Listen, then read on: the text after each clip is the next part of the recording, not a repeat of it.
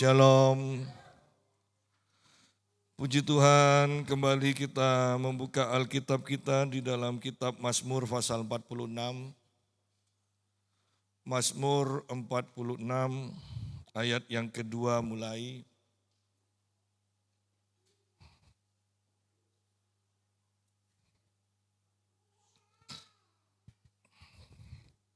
Allah itu bagi kita tempat perlindungan dan kekuatan. Sebagai penolong dalam kesesakan sangat terbukti. Sebab itu kita tidak akan takut sekalipun bumi bergerak-gerak, sekalipun gunung-gunung bergoncang di dalam laut, sekalipun bergelora dan berbuih airnya, sekalipun gunung-gunung goyang oleh geloranya. Selah. Ada sebuah sungai, aliran-alirannya menyukakan kota Allah, kediaman kudus dari Yang Maha Tinggi. Allah ada di dalamnya. Kota itu tidak akan goncang. Allah akan menolongnya menjelang pagi. Bangsa-bangsa ribut, kerajaan-kerajaan goncang, Ia memperdengarkan suaranya. Dan bumi pun gemetar. Tuhan semesta alam menyertai kita. Kota benteng kita ialah Allah Yakub. Selah.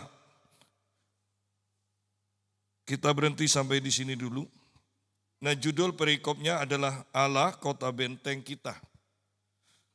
Dan kita hidup di akhir dari akhir zaman dan kita percaya, kita mengetahui bahwa sungguh kita butuh perlindungan ekstra. Dan perlindungan yang paling bisa diandalkan hanyalah di dalam Tuhan. Ya, mau perlindungan dari penyakit, mau perlindungan dari keamanan, mau perlindungan dari ekonomi, hanya Tuhan yang bisa kita andalkan. Ya. Nah, di sini dikatakan Allah itu bagi kita tempat perlindungan dan kekuatan. Kembali saya menekankan begini, sudahkah kita menjadikan Allah sebagai tempat perlindungan dan kekuatan kita? Sudahkah Allah menjadi tempat perlindungan dan kekuatan kita? Bukan akan. Ya. Kalau mau jujur kembali, bukankah banyak orang, bahkan orang Kristen, belum menjadikan Tuhan sebagai tempat perlindungan dan kekuatan? Akan banyak yang akan menjadikan Tuhan ya tempat perlindungan. Biasanya ini kalau sudah kejadian, ketika kita sudah ada masalah, baru kita mau menjadikan Tuhan tempat perlindungan. Tetapi bayangkan kalau mulai sekarang, mulai dulu, mulai sekarang, kita sudah menjadikan Tuhan tempat perlindungan kita. Maka dalam setiap langkah hidup kita, kita akan merasa aman. Mengapa kita bimbang? Karena belum menjadikan Tuhan tempat perlindungan. Kita hanya tahu bahwa kalau Tuhan dijadikan tempat perlindungan, maka kita aman. Kita akan tenang. Kenapa belum tenang sekarang? Karena belum menjadikan Tuhan sebagai tempat perlindungan. Daud berkata, Tuhan adalah gembalaku. Dia tidak mengatakan kalau Tuhan adalah gembalaku, aku pasti tidak akan kekurangan. Tidak. Dia mengatakan Tuhan adalah, berarti sudah. Tuhan adalah gembalaku, takkan kekurangan aku. Tuhan adalah gembalaku, itu cukup. Di terjemahan yang lain, itu cukup. Dan di sini pun kalau kita sudah menjadikan Tuhan tempat perlindungan dan kekuatan, kita pasti merasa aman. Sekarang kan orang sedang khawatir karena ada seorang pemimpi di Jepang yang menuangkan mimpi-mimpinya di dalam sebuah komik. Dan mimpi-mimpinya itu selalu bersangkutan dengan bencana. Dan semuanya terjadi. Rupanya yang terakhir ini belum terjadi. Ya, seharusnya diperkirakan kemarin itu terjadi tsunami besar. Ya, Dan banyak orang yang sudah khawatir. Kenapa? Karena beberapa kali prediksinya dia melalui mimpi-mimpinya itu terjadi. Nah, dalam keadaan seperti itu kita lihat banyak orang takut, banyak orang bertanda tanya, banyak orang yang khawatir. Kenapa? Karena belum menjadikan Tuhan sebagai tempat perlindungan. Ya. Sama kan kalau kita punya rumah, kalau belum dipagar tembok yang tinggi, kita merasa tidak aman. Bahkan kalau kita atau orang lain membangun rumah, sebelum rumah itu jadi sudah diseng yang tinggi, ya. Itu kan sebenarnya tembok. Kalau tidak diseng yang tinggi, barang-barang bahan-bahan bangunannya bisa hilang itu. Ya, berarti tidak aman. Tapi setelah ada perlindungan itu, yang mempunyai tukang-tukangnya juga merasa aman. Nah, jadi kita lihat sekarang, ketika kita saat ini hidup dalam ketakutan, merasa tidak aman, maka kita bisa memastikan bahwa sebenarnya kita belum menjadikan Allah sebagai tempat perlindungan. Kalau kita menjadikan tempat perlindungan, kita lihat sebentar bagaimana dengan Daud.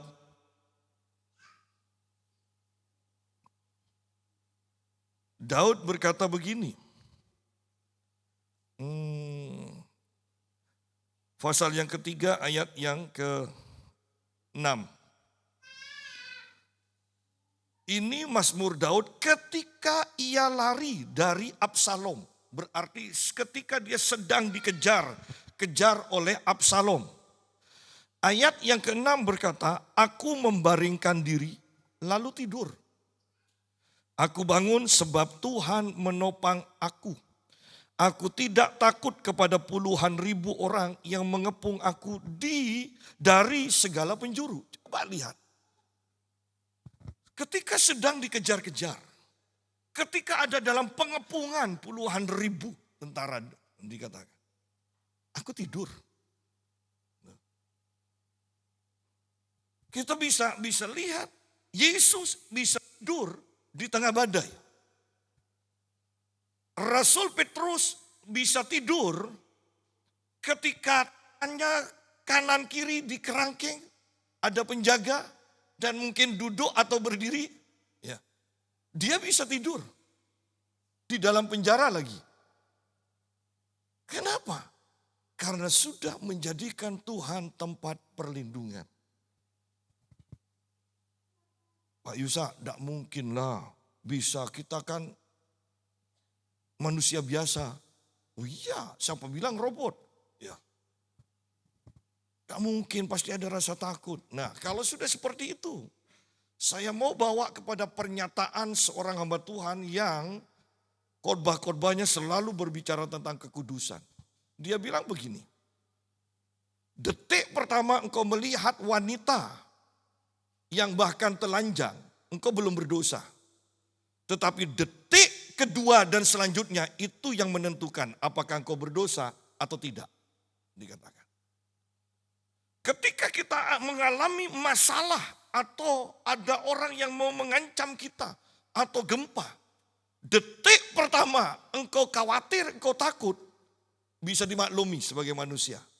Tetapi detik kedua engkau harus segera sadar, Tuhan adalah tempat perlindungan, atau kita tidak menjadikan Tuhan tempat perlindungan dan kita mengalami ketakutan seterusnya. Dan kalau sudah seperti ini, betapa pentingnya kita itu belajar dan merenungkan, menghafalkan firman Tuhan. Sehingga ketika kita menghadapi masalah, Roh Kudus langsung ingatkan firman yang sudah tertanam di dalam kehidupan kita. Ya, kalau tidak ada yang kita hafal, ya Roh Kudus tidak akan ingatkan. Karena memang tidak ada sesuatu yang bisa diingatkan. Ya. Allah itu bagi kita tempat perlindungan. Bukan akan menjadi tempat perlindungan. Allah itu bagi kita tempat perlindungan dan kekuatan. Sebagai penolong dalam kesesakan sangat terbukti. Ada orang mengalami kesesakan karena keuangan. Kesesakan karena sakit yang tidak sembuh-sembuh. Kesesakan karena keluarga. Kesesakan apalagi. Tetapi pemazmur di sini berkata sebagai penolong dalam kesesakan sangat terbukti. Dan ini dalam kesesakan apapun juga. Bayangkan iman kita bertumbuh seperti apa kalau dalam setiap kesesakan kita mendapat pertolongan Tuhan. Kesesakan, ketika kita sakit, kita dapat pertolongan Tuhan, sembuh. Ketika kita lemah, dapat pertolongan Tuhan, kita kuat. Ketika kita mengalami kebangkrutan, kita mendapatkan pertolongan Tuhan, dipulihkan. Dan seterusnya. Sehingga setelah mengalami berbagai hal seperti itu, Tuhan menolong kita, baru di sini dikatakan sebagai penolong dalam kesesakan sangat terbukti. Saya menekankan kembali, saya mengulang kembali, ingat bahwa ketika Tuhan sudah menolong kita, petiklah pelajaran dari pengalaman itu. Karena ketika para murid mengalami mujizat 5 roti 2 ikan untuk 5.000 orang laki-laki. Mereka bersyukur pada waktu itu, takjub iya. Tetapi ketika ada 4.000 orang lagi yang mengalami kelaparan, mereka punya bukan 5 roti sekarang, 7 roti dan beberapa ikan. Bukan 2 ikan, beberapa ikan. Berarti lebih banyak. Orangnya lebih sedikit, makanannya lebih banyak. Tetapi tetap aja sama-sama khawatir. Padahal sudah dapat contoh pertama 5.000 orang. Kenapa kok masih tetap khawatir? Terakhir ketika mereka jalan naik perahu, Yesus katakan hati-hati dengan ragi orang Farisi. Ya. Ternyata mereka ini pasti dikatakan karena kita tidak bawa roti. Loh, Yesus tidak pernah takut dan para murid berpikir Yesus takut. Loh, Yesus yang mengadakan mujizat. Artinya dari 3 kejadian ini, para murid belum memetik pelajaran bahwa untuk mengalami ini dulu Yesus sudah cukupkan, sekarang pasti Yesus sudah cukupkan. Dan kalau sudah ketiga kalinya itu tidak usah diomongkan, aman, kan gitu. Heran tapi banyak orang yang dulu sakit kepala disembuhkan Tuhan. Atau sudahlah yang lebih parah dulu. Sakit kanker sudah sembuh. Sekarang kakinya lututnya hanya nyilu-nyilu. Sudah berpikir, oh ini kanker tulang ini. Seharusnya kan pikirannya dulu kanker sembuh. Sekarang hanya lutut ngilu-ngilu pasti Tuhan sembuhkan juga. Kan seperti itu seharusnya. Dulu 100 juta hutang lunas. Sekarang hanya butuh 5 juta. Pasti Tuhan cukupkan. Kan seperti itu. Tetapi kalau orang tidak bisa memetik pelajaran. 100 juta dicukupkan Tuhan. 5 juta tetap khawatir. Kenapa? Berarti orang ini tidak bisa memetik pelajaran. Bahwa Tuhan mampu mencukupi. Bahwa Tuhan mampu menyembuhkan. Petik pelajaran dari pengalamanmu dengan Tuhan, sehingga pengalaman selanjutnya engkau lebih tenang. Pengalaman selanjutnya engkau sama sekali tidak tergoyahkan. Ya. Sebagai penolong dalam kesesakan sangat terbukti. Ya.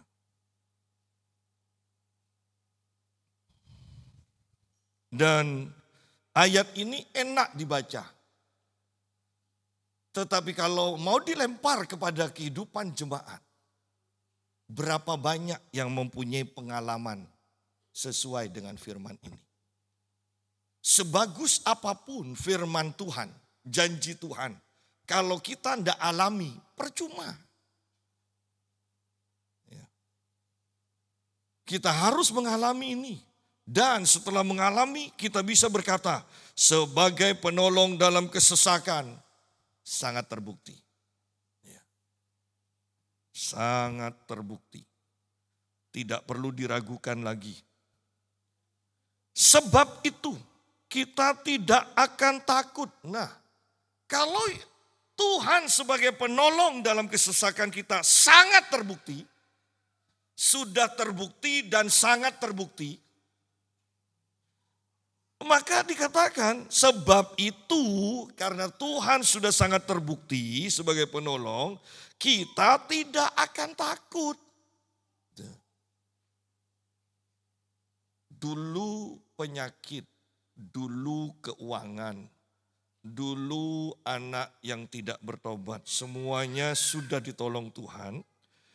Sekarang ke hal yang lebih membahayakan.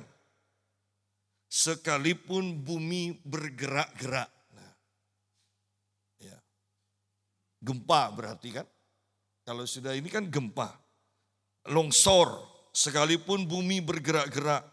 Gempa, longsor, sekalipun gunung-gunung bergoncang di dalam laut. Tsunami, kan seperti itu. Ada istilah orang-orang kan berkata begini, sudah kalau berhadapan dengan alam mau ngomong apa? Orang sudah tidak berdaya, tetapi lihat di sini. Ketika berkali-kali kita membuktikan pertolongan Tuhan itu sangat terbukti, maka kita sampai dalam taraf menghadapi apapun kita tidak akan takut. Bahkan menghadapi bencana alam sekalipun kita tidak takut. Habakuk berkata, sekalipun pohon ara tidak berbuah, sekalipun isi kandang terhalau semuanya, sekalipun tidak menghasilkan, ya, aku tetap akan bersukacita, bersorak-sorak. Bukankah Habakuk berarti mempunyai banyak pengalaman dengan Tuhan? Kalau sudah seperti itu. Di sini pun dikatakan sekalipun gempa, sekalipun longsor, sekalipun tsunami, aku tidak takut. Mazmur katakan seperti itu. Mungkin orang lain atau kita pun di sini berkata, tidak masuk akal. Loh, memang tidak masuk akal, ini memang melampaui akal. Kehidupan iman itu melampaui akal. Itu pengalaman supranatural. Dan ini adalah pengalaman yang sangat menggairahkan hidup dengan iman. Ya. Bahkan seringkali bukan orang-orang ketika sakit berdoa kelihatannya tidak disembuhkan, Tuhan belum disembuhkan. Berdoa, didoakan, berdoa, didoakan. Kemudian kita sadar, loh, aku ini sudah sembuh, kapan ya sembuhnya? Nah, ya. Jadi pengalaman-pengalaman iman itu melampaui akal kita. Ya. Anda tidak akan mengerti sepenuhnya iman itu, kecuali Anda mengalami. Ada doa sudah nangis-nangis, tahunan tidak dijawab Tuhan. Belum dijawab. Ada yang hanya, coba ada orang ngirim ini ya, hanya coba padahal tidak terlalu ingin. Tiba-tiba sudah datang. Ya. Jadi iman itu tidak bisa kita tebak dan pasti jadi seperti ini. Itu melampaui akal. Itu melampaui akal. Nah, kembali kepada pembahasan kita di sini. Sebab itu kita tidak akan takut. Wah, ini kan pernyataan yang luar biasa. Tidak takut terhadap apa? Sekalipun, kata sekalipun ini kan berarti sesuatu yang besar. Ya. Sekalipun bumi bergerak-gerak, sekalipun gunung-gunung bergoncang di dalam laut, sekalipun bergelora dan berbuih airnya, sekalipun gunung-gunung goyang oleh geloranya. Selah. Wow. Ini kan keadaan alam yang tidak tertangani. Ada kapal tenggelam di penyeberangan, ya kan, Gilimanuk, Ketapang. Dan Anda bisa bayangkan itu yang mobil bisa goyang-goyang sendiri, bukan karena ada setannya. Ya. Saya pernah dulu ke Lombok juga, ya seperti itu. Ada mobil yang truk yang lupa handrem. Anda bisa bayangkan ketika Mbak itu maju mundur, maju jendar, mundur jendar. Anda bisa bayangkan itu. Dan tidak ada orang yang berani turun untuk menghandrem truk itu. Semuanya teriak. Anak-anak pada nangis. Dan ABK-nya berkata begini, alah tenang, ini tidak masalah. Ya. Minggu depannya saya pulang naik kapal yang seperti itu. Angin sepoi-sepoi. Dan saya ingat jelas ABK-nya itu orang yang sama. Berkata, enak ya sekarang. Kalau minggu lalu kita hampir mati. ABK-nya bisa berkata, pura-pura tenang. Kenapa? Sudah berkali-kali mengalami itu. Tetapi yang baru pertama kali nangis. Ya, melihat ombak di atas kapal itu kan nangis. Tetapi lihat pengalaman pemazmur. Saya percaya ini sesuatu yang lebih dahsyat daripada ombak besar seperti yang saya alami dalam perjalanan ke Lombok. Ini berbicara tsunami. Ini berbicara badai besar di laut. Ini berbicara tentang longsor. Ini berbicara tentang gempa. Bayangkan ketika terjadi bencana di Palu yang tanahnya bisa bergerak sendiri. Orang dilihat ada di belakang, dilihat lagi sudah hilang. Ya. Dan bukankah itu bisa terjadi lagi? Nah, yang saya mau tekankan, bagaimana kalau kita menghadapi seperti itu? Apakah kita siap? Apakah kita siap? Ya. Segala sesuatunya bisa saja terjadi. Oleh karena itu betapa pentingnya kita menyiapkan iman sampai kita mempunyai pengalaman demi pengalaman dengan Tuhan. Sampai iman kita tidak tergoyahkan, kita berkata, aku tidak takut. Ya. Ayat yang kelima, ada sebuah sungai, aliran-alirannya menyukakan kota Allah, kediaman kudus dari yang maha tinggi. Allah ada di dalamnya, kota itu tidak akan goncang.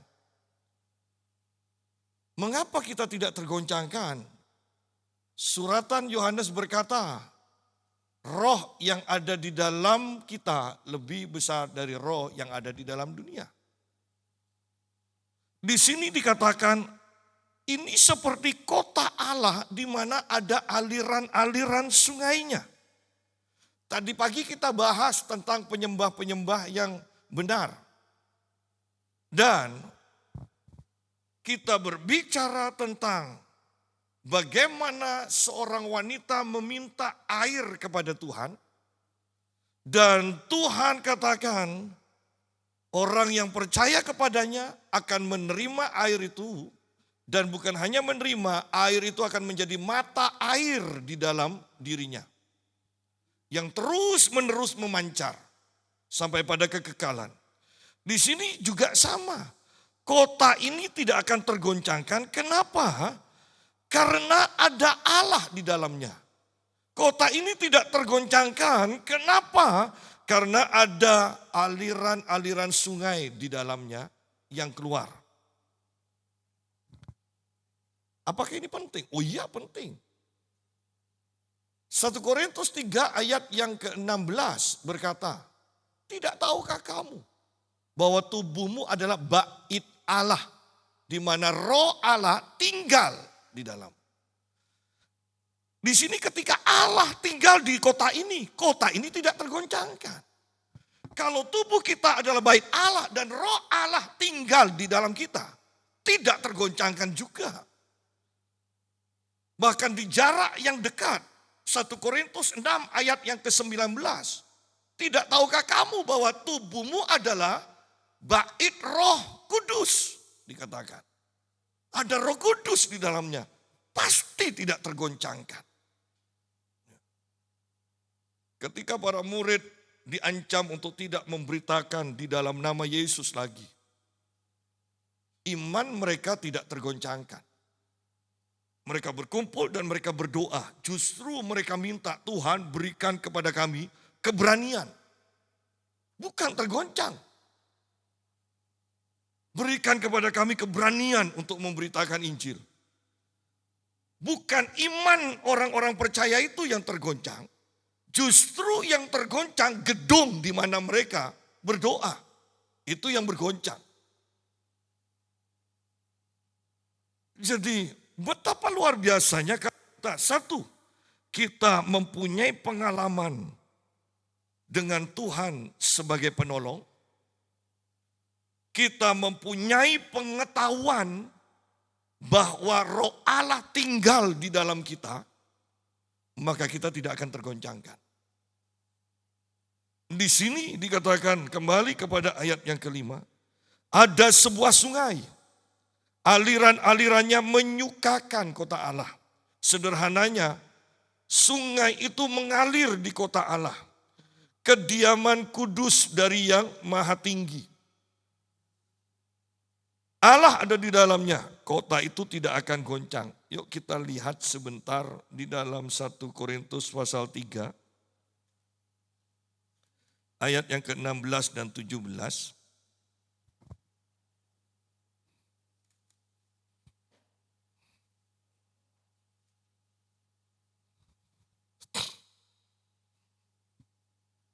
Tidak tahukah kamu bahwa kamu sekalian adalah bait Allah dan bahwa Roh Allah tinggal di dalam kamu? Jika ada orang yang membinasakan bait Allah, Allah akan membinasakan dia. Sebab bait Allah itu kudus dan bait Allah itu ialah kamu sekalian. Bahwa kita ini adalah bait dari Roh Allah dikatakan. Kalau ada yang membinasakan kita, Allah akan membinasakan orang tersebut. Sederhananya saya mau katakan, kita ini dijaga oleh Tuhan. Sehingga mau ada bahaya apapun, ingat, kita ini adalah baitnya, kita dijaga oleh dia. Ya. 1 Korintus 6 ayat yang ke-19 dan 20 dikatakan, atau tidak tahukah kamu bahwa tubuh kamu semua adalah bait Roh Kudus yang tinggal di dalam kamu. Roh yang kamu peroleh dari Allah dan bahwa kamu bukan milik kamu sendiri. Sebab kamu telah dibeli dan harganya telah lunas dibayar. Karena itu muliakanlah Allah dengan tubuhmu. Perhatikan di sini, kamu bukan milik kamu sendiri. Berarti kita ini milik Tuhan. Tuhan bertanggung jawab untuk menjaga miliknya. Berarti kita aman. Kalau Tuhan yang menjaga kita, aman. Ya. Betapa luar biasanya ayat-ayat ini mengingatkan kita bahwa tubuh kita bait Allah di mana Roh Allah tinggal, tubuh kita bait Roh Kudus di mana Roh Kudus tinggal. Bahwa Allah akan menjaga kita. Dan pasti aman kalau Tuhan yang menjaga kita. Ada sebuah sungai, aliran-alirannya menyukakan kota Allah. Kediaman kudus dari yang maha tinggi. Allah ada di dalamnya, kota itu tidak akan goncang. Allah akan menolongnya menjelang pagi. Allah akan menolongnya menjelang pagi, artinya tidak berlarut-larut. Atau kalau kita mau artikan juga, setiap kita mencari Tuhan pada waktu pagi, pada waktu itulah sebenarnya pertolongan Tuhan sudah dikerjakan. Pada waktu itulah bagian Tuhan untuk menolong kita sudah terjadi. Ya. Seperti yang saya katakan, almarhum Billy Graham saja berkata, jangan remehkan kalau engkau bangun atau dibangunkan Tuhan antara jam 3 sampai jam 5 pagi. Itu berarti Tuhan sedang mempersiapkan engkau untuk menghadapi apapun yang akan terjadi sepanjang hari itu. Kalau engkau tidak mau mentaati ketika dibangunkan jam 3 sampai jam 5, Anda hanya tidur lagi tidak berdoa, Anda akan kaget dengan apa yang terjadi sepanjang hari ke depannya. Anda akan mengalami kekalahan, Anda akan mengalami kebingungan demi kebingungan. Karena sebenarnya Allah sedang mempersiapkan kita di waktu pagi di mana Dia membangunkan itu. Ya. Ayat 7, bangsa-bangsa ribut, kerajaan-kerajaan goncang.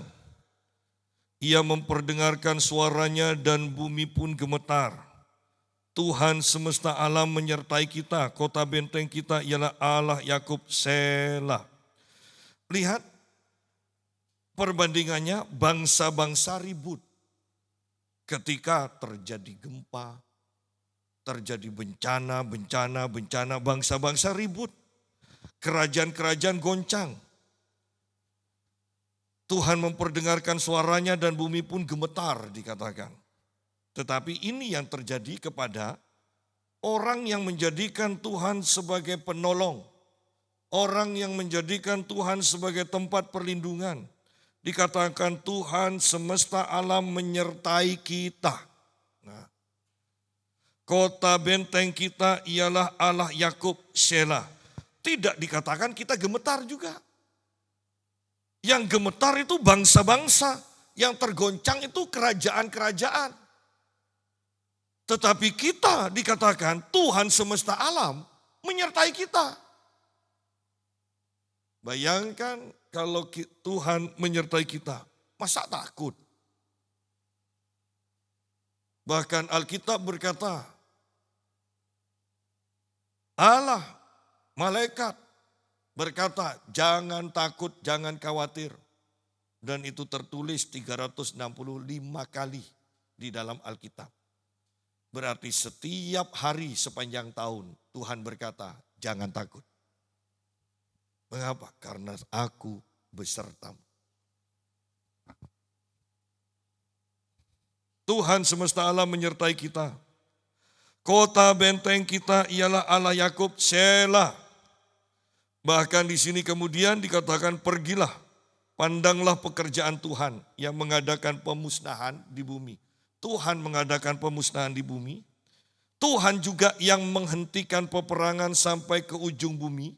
Yang mematahkan busur panah, menumpulkan tombak, membakar kereta-kereta perang dengan api. Jadi sebenarnya semuanya Tuhan yang berdaulat. Kamu cukup melihat. Kamu tidak perlu takut, tidak perlu khawatir, tidak perlu tergoncang. Lihat aja bagaimana aku bekerja. Kan seperti itu.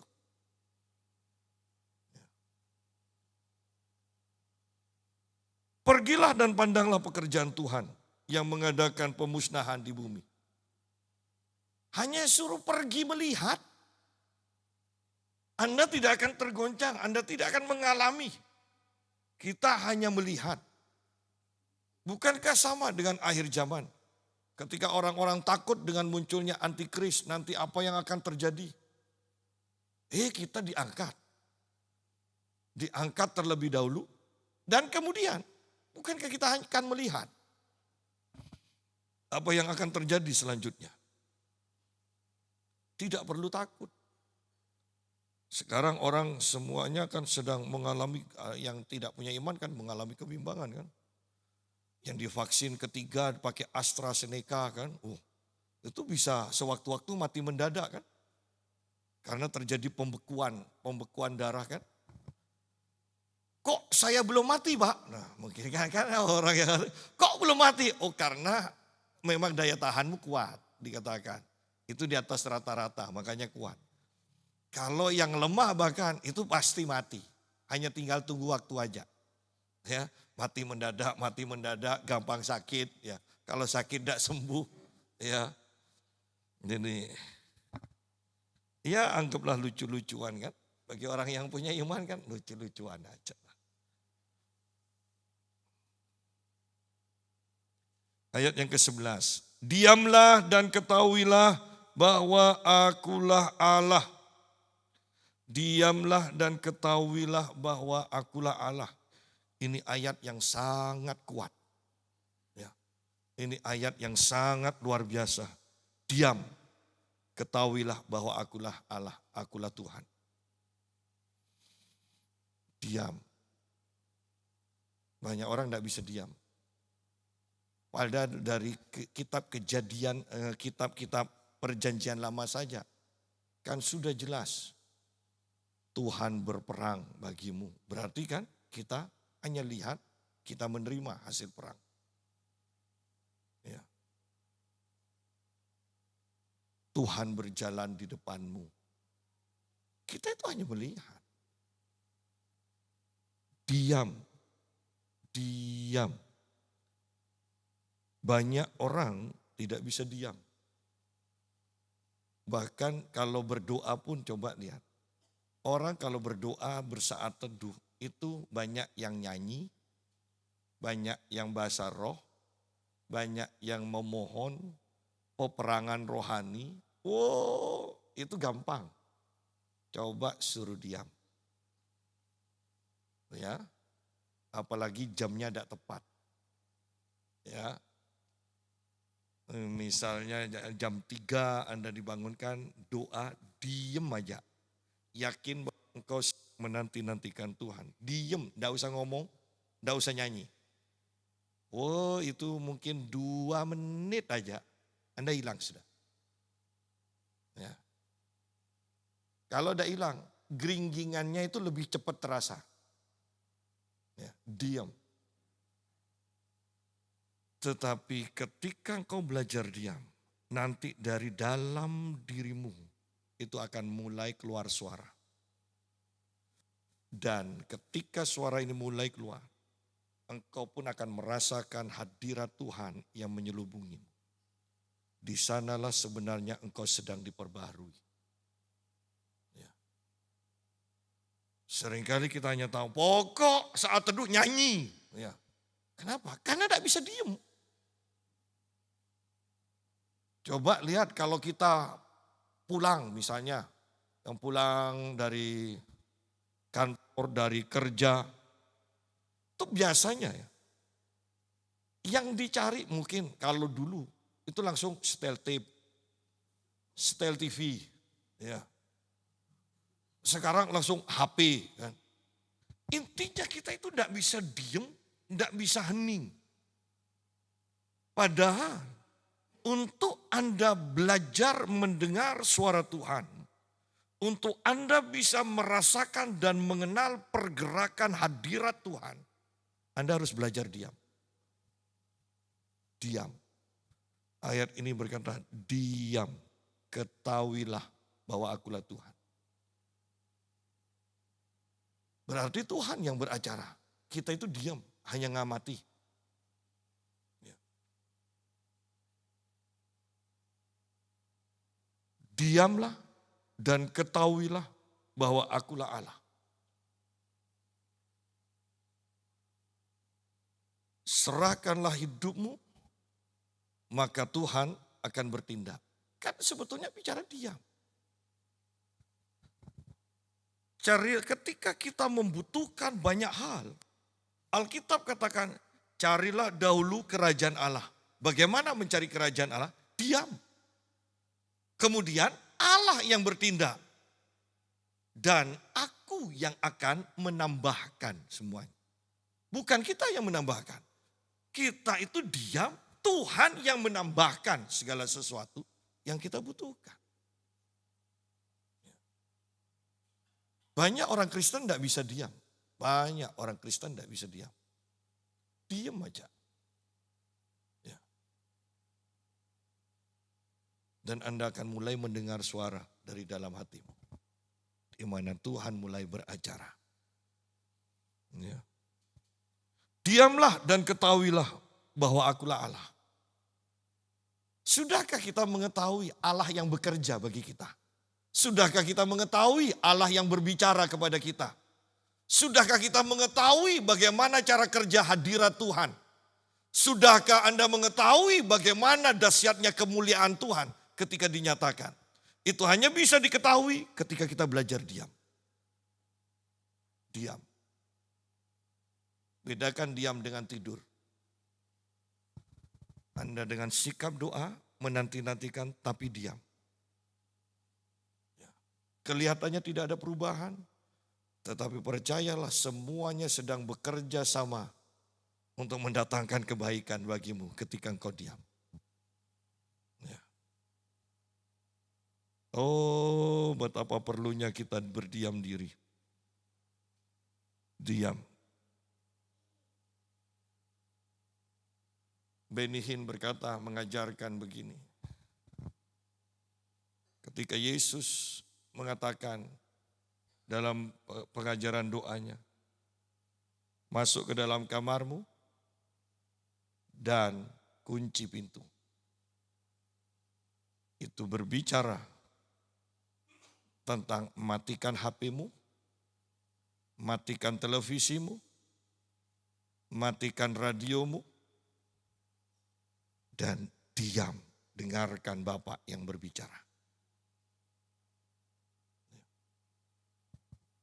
Dari pagi saya sudah katakan, saya tidak percaya bagi jemaat yang baca Alkitabnya tidak bawa Alkitab tetapi pakai HP.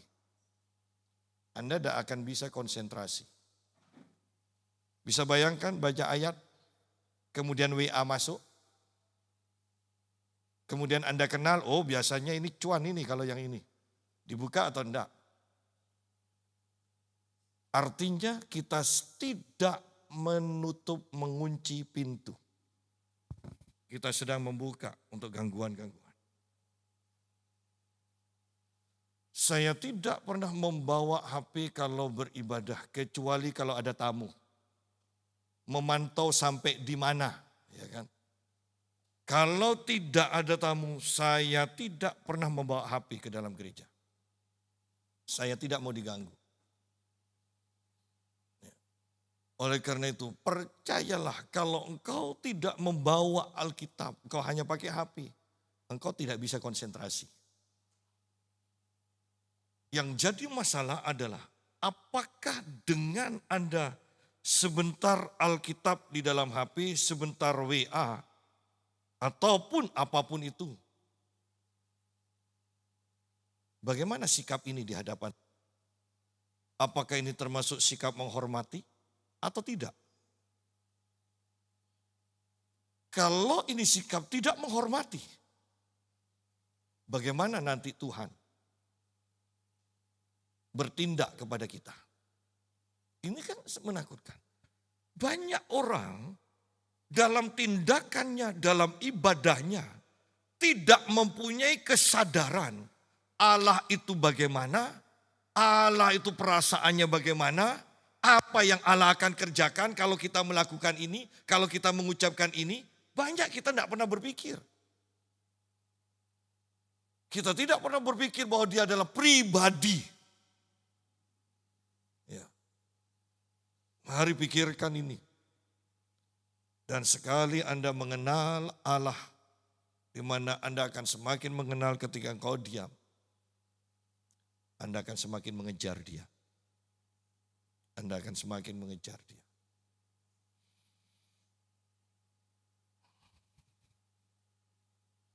Anda harus belajar berdiam diri. Karena kalau tidak, kalau Anda tidak mengenal Allah, Anda akan gampang disesatkan di akhir zaman. Ada sebuah YouTube yang mengatakan begini. Anda pikir lagu-lagu rohani ini adalah lagu kegerakan yang mendatangkan hadirat Tuhan. Dan ini lagu yang sangat terkenal, dinyanyikan oleh gereja-gereja yang Anda bisa tahulah seperti Hillsong segala macam. Kemudian orang ini katakan begini, bahwa lagu yang diklaim bisa mendatangkan hadirat Tuhan, lagu yang diurapi. Anda perhatikan, dia kupas satu persatu. Nada ini awalnya begini, ini mempersiapkan jemaat. Reaksi jemaat pasti seperti ini. Kalau ini mulai dipercepat sedikit, maka jemaat pasti angkat tangan, dia bilang. Dan kalau ini diperpanjang lagi, orang kan mulai lompat-lompat. Dia mau menjelaskan bahwa ini bukan pengurapan. Ini bukan hadirat Tuhan. Ini adalah keahlian yang menjangkau jiwa seseorang, bukan rohnya. Jiwa seseorang, dan itu bisa dibuat main oleh keahlian ini. Dan dia katakan, betapa kita harus mengenal sungguh-sungguh hadirat Tuhan, pengurapan Tuhan atau keahlian. Jadi bagaimana supaya kita tidak masuk ke dalam penyesatan atau penipuan ini? Ini belajar diam dan kenali Tuhan. Sehingga Anda akan tahu, Anda mungkin akan disalahkan oleh banyak orang. Lagu seperti ini masa tidak diurapi? Tapi Anda kenal bahwa ketika Anda mengenal hadirat Tuhan, pada waktu engkau diam, maka hadirat Tuhan itu tetap sama dengan hadirat Tuhan yang ada di lagu. Kalau lagu itu memang diurapi Tuhan. Kalau bukan, Anda akan langsung tahu, bukan. Ini bukan dari Tuhan. Kenapa? Kita sudah terbiasa dengan hadirat Tuhan. Itu loh. Tapi kalau kita tidak terbiasa dengan hadirat Tuhan, Anda tidak akan bisa bedakan. Tadi pagi saya sudah bahas tentang penyembahan. Bukankah kalau mau jujur, kita senang dengan lagu agak dangdutan yang meriah. Tetapi kalau mau jujur, bukankah kita bisa merasa ada rasa yang tidak enak kok. Seperti agak urakan, tidak ada kerohaninya sama sekali. Ya, terlalu bersifat daging. Ya. Kita bisa bedakan itu loh. Tapi orang yang tidak ngerti, tidak biasa diam, mengetahui, mengenal Tuhan. Diam di hadirat Tuhan. Wah, yang penting semangat, yang penting asik kan. Tuhan sedang bekerja seperti Daud menari. Tidak bisa. Zaman Daud dengan zaman kita beda. Anda harus mengerti ini.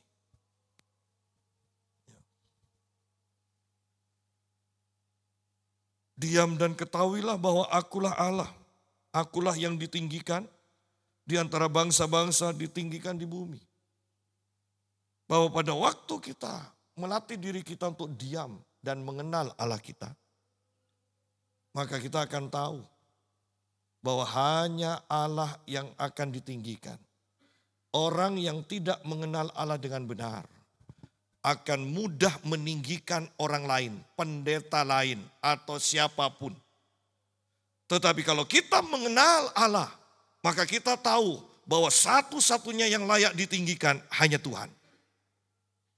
Bukan pendeta terkenal, bukan siapapun itu. Selain Tuhan tidak ada yang patut ditinggikan. Ya. Ingat, yang bisa meninggikan Tuhan di antara bangsa-bangsa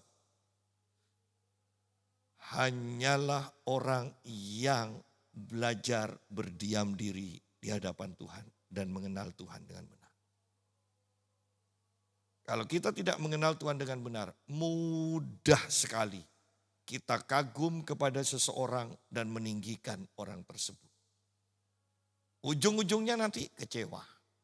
Ya, ujung-ujungnya kecewa. Ayat terakhir, ayat 12, Tuhan semesta alam menyertai kita. Kota benteng kita ialah Allah Yakub. Selah.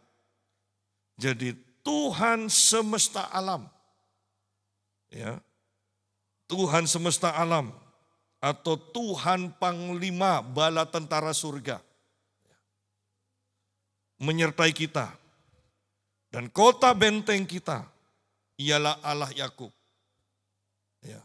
Allah Yakub, satu ayat berkata, malaikat-malaikatnya menjadi tembok berapi mengelilingi kita, memagari kita. Wow, bisa bayangkan kalau kita bisa melihat secara kasat mata, malaikat-malaikat yang berapi itu mengelilingi kita, maka kita akan seperti Raja Daud di tengah-tengah kepungan. Raja Daud bisa tidur, kita pun bisa tidur. Ya. Betapa luar biasanya. Biarlah ini menguatkan kita semua, karena keadaan tidak baik-baik saja. Yang baik-baik saja hanya Tuhan. Ya, keadaan tidak baik-baik saja. Tetapi dalam keadaan yang tidak baik-baik saja, biarlah kita semakin mengenal Tuhan yang baik, Tuhan yang menyertai kita, yang menjadi tempat perlindungan kita, yang menjadi penolong kita dan terus menolong kita sebagai penolong dalam kesesakan sangat terbukti. Tuhan memberkati.